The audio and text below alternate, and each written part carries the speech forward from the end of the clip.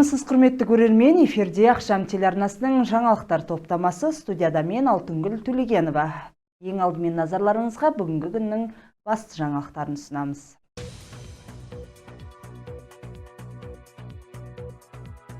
Тұрғындарға заң және тәртіп қағидаты аясында тегін құқықтық көмек көрсетілді.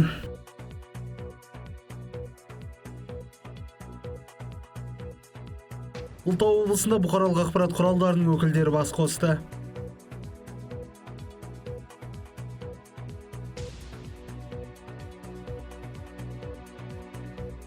Жас спортшы Нұрсила Берікбол Бахрейнде өткен жасөспірімдер арасындағы Азия ойындарында қола медаль жеңіп алды. Бұл Ұлытау облысының осындай деңгейдегі жарыстардағы алғашқы медалі.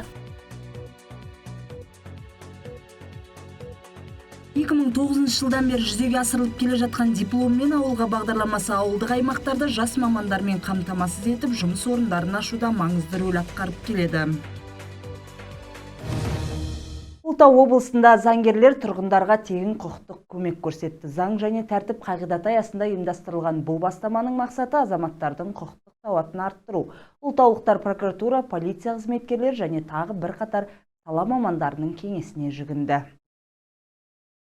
Жезқазған қаласының тұрғыны Жанғазы Рақтаев көп жылдан бері өз саяжайын заңдастыру мәселесімен күресіп келеді. Алайда халық заңгері республикалық акциясы аясында ол прокуратура өкілдерінен заңдық кеңес алып, түйткілді мәселесін шешіп, саяжайын ресми түрде тіркеуге мүмкіндік алды. Менің атым Жанғазы, осы Жезқазған тұрғынымын. Бір өз мәселем бар еді, осы жерде шешілмей жүрген, сол мәселемді шештім. Мына дача жағынан ғой, документін аударып алайын деген мәселемен. Соны ыңғайлы жер екен, соның бәрін айтып түсіндіріп, прокурор мырзаларға сосын маған жолын айтты, енді соның жолымен шешілетін болды. Осындай шаруалар жиі болып тұрса, елге ыңғайлы болар еді, сол жақсы болып тұратын еді, елдің мәселелері шешілетін еді.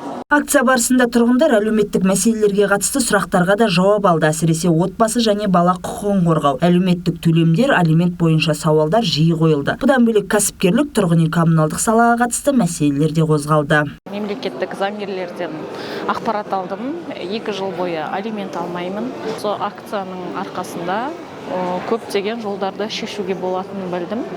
Сол үшін келіп толыққанды өзімнің жұмысымды, шаруамды шешкеніме қуаныштымын. Акция, осындай жиі акциялардың болуын қалаймын. Түсіп жатқан әрбір өтініш жеке қаралып, тиісті органдарға жолданып, прокурорлық бақылауға алынады. Мамандардың айтуынша, акцияның басты міндеті тек азаматтардың жекелеген мәселелерін шешу емес, сонымен қатар жүйелі проблемаларды анықтап, олардың алдын алу. Жезқазған қаласында халық заңгері атты республикалық акциясы өтуде. Бұл акцияға прокуратура органдары, полиция органдары, әділет органдары, адвокаттар және де заңгерлер қатысып отыр. Бұл қазіргі уақытта шамамен 100 адамдай келді, әртүрлі мәселелер бойынша.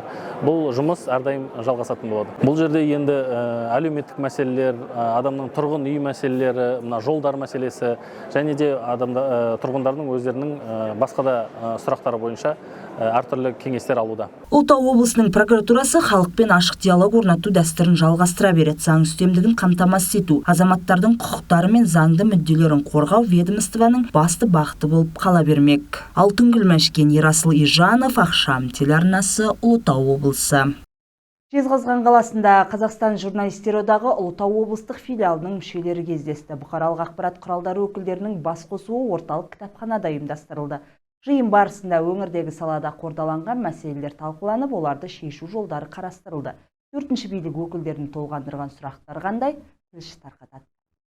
Қазақстан журналистер одағы баспасөз құралдары өкілдерінің шығармашылық ұйымы бүгінде өңірлік филиалдар жергілікті журналистердің тілегі мен ұсыныстарын ескеріп, саладағы қордаланған мәселелерді шешуге ықпал жасап келеді. Шараға тәжірибелі журналистермен қатар жас тілшілер де қатысып, ой пікірлерін ортаға салды. Жиында саланың өзекті мәселелері, ақпарат кеңістігін дамыту жолдары және журналистердің әлеуметтік мәртебесін арттыру жайы талқыланды. Журналистер бір жаңа бұқаралық спортты дамытуға да бір үлес қосамыз деген ғой. сондай форматта бір жарыстарды өткізуді қолға алсақ, бір жақсы мотивация болады деді. Кездесуде одан бөлек алдағы жылға арналған жұмыс жоспары, жас мамандарды қолдау шаралары, кадр мәселелерін шешу жолдары қаралды. Шығармашылық және спорттық іс-шараларды өткізу, сондай-ақ талантты журналистерді көтермелеу үшін арнайы сыйақылар тағайындау туралы да ұсыныстар айтылды. Мамандар мұндай кездесулер отандық журналистиканың дамуына серпін береді деп сенеді. Осы жиналыстан кейін енді біраз мәселелерді көтердік. Енді жиналыстан кейін сол ойлаймын, осы кездесуден кейін біраз мәселелерді шешіп, жоғары жаққа әкімдікке де жеткіземіз деп. Ең басты бұл жерде көтерілген мәселе осы бірлесіп жұмыс істеу, бірлесіп осы Ұлытау облысының имиджін көтеру. Кездесу соңында қатысушылар бұқаралық ақпарат құралдары өкілдерінің әлеуметтік мәртебесін көтеру және өңірлік ақпарат құралдарын қолдау бағытында бірлескен ұсыныстар қабылдады. Нұрлат Қонысбай, Ерасыл Ижанов, Ақшам телеарнасы, Ұлытау облысы. Хабарымызды одан әрі жалғастырамыз. Бахрейнде ауыр атлетикадан жасөспірімдер арасындағы Азия ойындары аяқталды. Қазақстан құрамасын Ұлытау облысының спортшысы Нұрсила Берікбол лайықты түрде таныстырды. 58 келіге дейінгі салмақ дәрежесінде жерлесіміз құрмет тұғырына көтерілген Қазақстаннан келген 5 жүлдегердің бірі бола отырып, қола медаль жеңіп алды. Толығырақ Нұрлат Қонысбай жалғастырсын. Бұл жетістік жаттықтырушылар құрамының табандылығының, жігерлі жаттығулардың және кәсіби дайындығының нәтижесі болды. Жүлдегермен кездесу Жезқазған темір жол вокзалында өтті. Спортшымен оның жаттықтырушысы Нұрсұлтан Бахрадинді ерекше ықыласпен қарсы алды. Өнерпаздар ән айтып, жанкүйерлер жылы сөзін арнады. Азия мемлекетінде барлық мемлекет қатысты. Жарыс қиында өтті. Енді Алла қаласа алдағы уақытта әлем чемпионаты бар. Жастар арасында олимпиада ойындары бар. Соған барынша жақсылап дайындаламыз, алтын алуға тырысамыз. Осылай бізге қолдау көрсетіп отқан спорт басқармасына алғысымызды білдіреміз, бастықтарымызға барлықтарына алғысымызды білдіреміз. Нұрсила Сәтбаев балалар мен жасөспірімдер спорт мектебінің тәрбиеленушісі, өзінің мансабында бірнеше рет халықаралық аренада Қазақстанның намысын қорғап, үздік нәтижелерге қол жеткізді. Ендігі қоржында Азия чемпионатының жүлдесі. Ал бұл облысымыз үшін тарихи жетістік болды. Олай дейтініміз Ұлытау облысының Азия ойындарындағы алғашқы медалі. Мен Берікбол Нұрсила, ауыр атлетикамен 12 жасымнан бері айналысып келемін.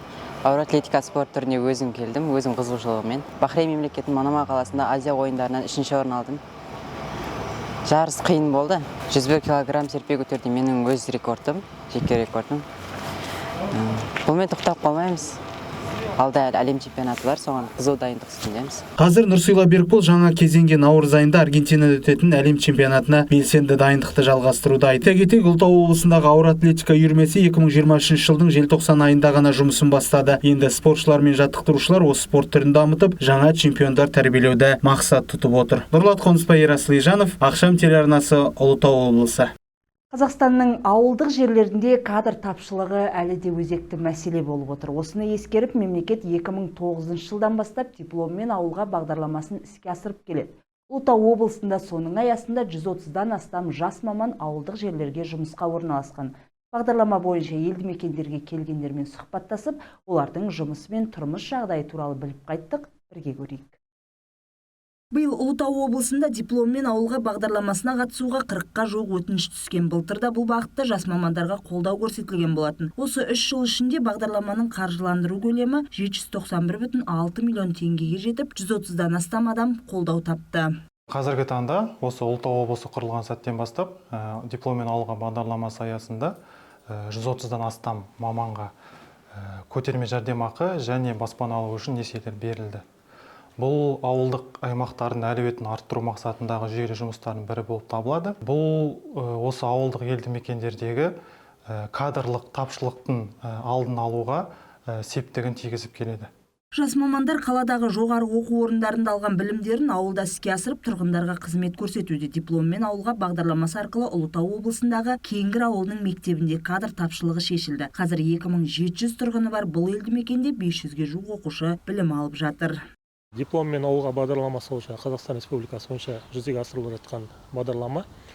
Бұл бағдарлама бойынша бізде Кеңгір ауылымызда биыл 25 жылы 2 маман, жас маман келіп жұмыс істеуде дипломмен. Мектепте біреуі мұғалім, біреуі психолог болып, 24 жылы бізде 4 маман келген, 1 дәрігер және 3 мұғалім болып.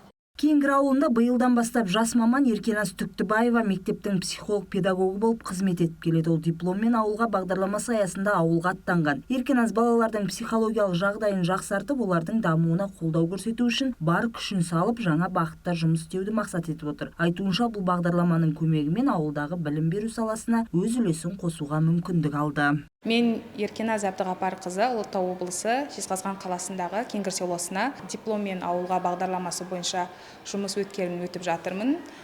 Қазіргі таңда мектепте педагог-психолог қызметін атқарамын. Мен мемлекет тарапынан бір реттік көмек алған болатынмын, және де тағы да алдағы уақытта үй кезегіне тұрып, жастар бағдарламасы бойынша үй алудан үмітім бар. Бұл мемлекеттен берілген бағдарлама маған үлкен мүмкіндік пен мол жауапкершілікті сезінуге көмектесті. Айым Құлтаева да дипломмен ауылға бағдарламасының пайдасын көргендердің қатарында. Оражайный ауылы бағдарлама аясында жас мамандарды қабылдаған елді мекендердің бірі. Айым 3 жыл бұрын осы ауылға жас ұстаз ретінде жұмысқа орналасқан еді, қазір бала күтіміне байланысты демалыста көрінеді. 3 қыз болып бардық, сол жаққа жақсы қарсы алды. Барғаның өзінде де жаңағындай үйретті, көмектесті. Бізде қалада енді көбінесе стаж болмаса алға қоймайды ғой. Сол үшін ауылға барып өзіміздің күшімізді сынап көрейік дедік. Дипломмен ауылға бағдарламасы бойынша бардық. Подъемный берді бізге 280 мыңдай, қайтарымсыз ол сыйақы ретінде берілді. Дипломмен ауылға бағдарламасына қатыстым. 5 миллион 175 мың түсті. Сол ақшаға мен ауылдан үй сатып алдым. Пайдасы өте жақсы, мол, жастарға керек. Қазір тіпті көтеріп жатыр ол сумманы.